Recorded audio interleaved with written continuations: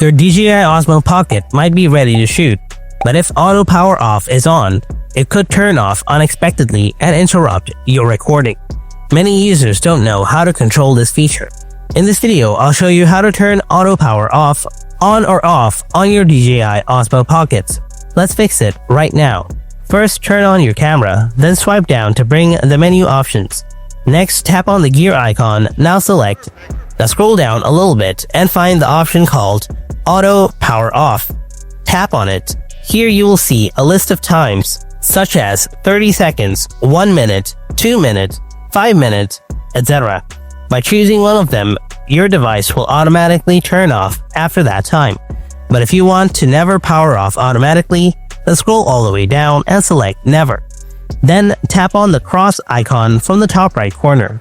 And that's it. This is how you can turn auto power off, on or off on your DJI Osmo Pocket 3, 2, or 1. Hope you found this video helpful. If you did, then don't forget to hit that like button, and if you have any kind of questions, then ask me in the comment section below.